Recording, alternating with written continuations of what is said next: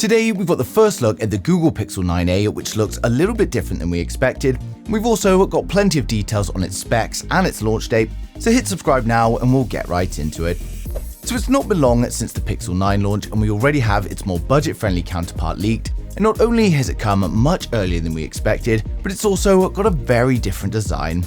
Now the overall specs are going to be weaker than the standard Pixel 9 of course, but in terms of design it does actually look quite sleek, and the Pixel 9a is slightly wider and shorter than the standard Pixel 9, but it's also a little bit thinner. Now for the display, we can expect something around a 6.2-inch display with a 120Hz refresh rate and a Full HD Plus resolution, but we have got slightly thicker bezels on the Pixel 9a, but of course we're also going to be seeing the Tensor G4 chipset powering the phone. Now it's coming with 8GB of RAM and a choice of 128 or 256GB storage, and we get a dual camera system on the rear in this new slimline module. Now when it comes to the camera sensors, we don't actually know the exact sensors at the moment, and it is hard to estimate as Google do mix things up a bit, but they're not going to be using the same cameras found in the standard Pixel 9 as they never do, but we could see the 64MP primary camera and the 13MP ultra-wide that we had last year.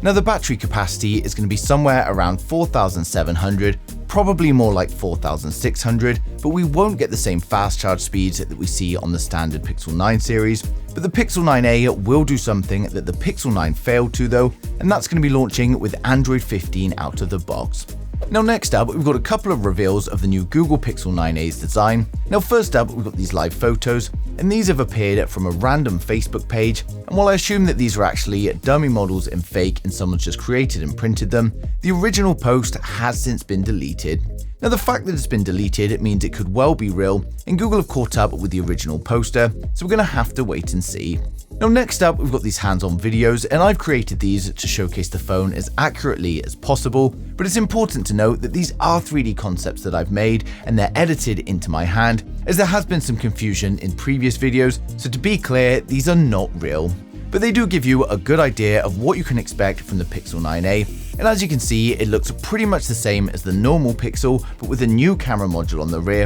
and I have to say, I actually really like it. Now it's a great looking phone that's no doubt going to perform well for photography and AI, so for those of you that want a lower budget option, it's going to be a great choice. Now in my renders, I also had a bit of an issue with the camera module being black on some of the renders, so I'll fix that for next time. And if the photos are also to be real, then it looks like the camera module is also a little bit slimmer, so I'll be updating that as well. But unfortunately, these renders take a long time to create and render out, so I can't do it straight away. Now we've also got news that launch is coming much sooner than we expected, as the Pixel A lineup is normally launching around May, so that's of course what we expected. But as well as bringing the Pixel 9 series forward this year, Google are also pushing forward the Pixel 9a. We've got multiple sources confirming that we're going to see a pre-order in the middle of March, and then the actual release is going to be about a week later.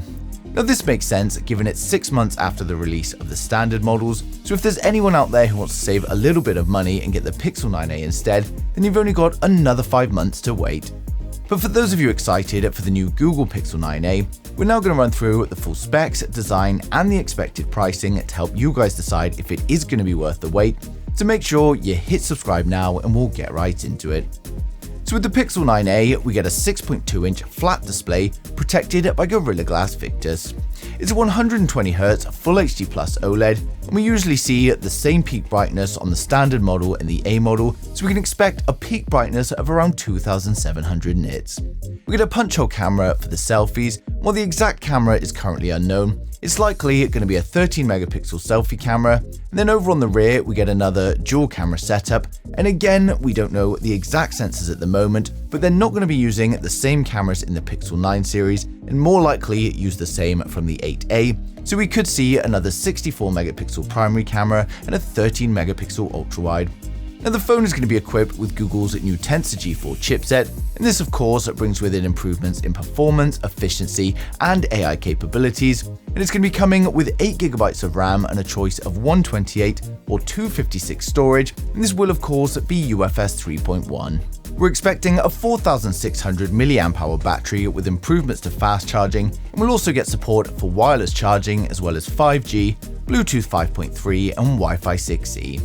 Now the phone is going to be shipping with Android 15 out of the box, and pre-orders are expected in mid-March, with the actual release being about a week later, and the phone should be launching from around $500 to $550. So overall, the Pixel 9a is looking like a great budget-friendly option for those of you that want a good Android phone with plenty of features and good photography, and as always, it's keeping the important specs from its premium counterpart and making cost savings wherever possible, but it means that we end up with a very balanced smartphone at a competitive price. Now, of course, with launch being in mid-March, we're no doubt going to get more leaks flooding in as we approach it, and of course, I'm going to be sharing them as soon as they come in, so make sure you subscribe so you don't miss a thing in the future.